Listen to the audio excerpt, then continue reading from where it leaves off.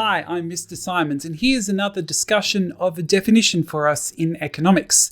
In this video, let's define microeconomic reform. Now, microeconomic reform, it's the same as microeconomic policy. I think a good starting point is to compare it to macroeconomic policy. So if we have macro policy, macro is like the whole thing, the large picture, the whole cake. If we then talk about micro, what we're doing is we're moving from that kind of big picture, whole economy view, and instead we're taking a very specific look at small parts of the economy. So for example, macro policy affects the whole economy. So something like monetary policy, it affects all of the sectors in an economy. You can't target a change in the cash rate just to the transport sector or just to the financial sector. If we talk about microeconomic policy or microeconomic reform, we can actually drill down to specific sectors of the economy. We're no longer looking at that big picture whole economy view. Instead, we could just target specific industries or sectors and just do policy that affects them. So for example, when we talk about micro reform, we could just target the labor market, or we could just target the car industry, or we could just target banks. We can just target very specific sectors in the economy. So if you think about it, microeconomic reform is really looking at reform or policy or change from the perspective of the firms. We're not looking at the whole economy, we're trying to change things in terms of producers. So for this reason, microeconomic reform is often called supply side policy. Supply side because it's looking at things from producers' perspective.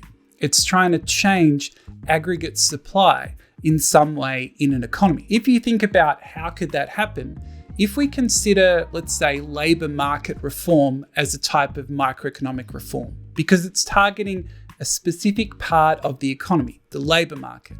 So if we think about it, if the government gets in there, changes arrangements in the labor market, makes it much easier to hire people, then firms could bring on more workers, could increase production and output, which would increase aggregate supply. So that the microeconomic policy is targeting supply side, is targeting aggregate supply in a whole economy. If we think about microeconomic reform compared to macro, that it is really so precise in comparison to, say, monetary policy. There can be an element of confusion in terms of micro reform when you look at it with fiscal policy, because you might say, well, fiscal policy, the federal budget, has all sorts of measures that target specific things in the economy. For example, you might have a budget policy that just targets the retail sector or department stores or tax arrangements for small businesses. That you have fiscal policy measures that are very specific. The way I like to think about it is that fiscal policy can have like a macroeconomic effect. For example, a budget deficit that will boost aggregate demand. But then fiscal policy also has those microeconomic elements that target specific parts of the economy in trying to change very, very, very small parts. I know it's not a perfect answer, but that's kind of how I like to think about it. So if we just kind of rewind and look at this again, that macro policy, big picture, whole economy. Micro policy, we are drilling down to specific sectors, industries, even businesses to try and make changes.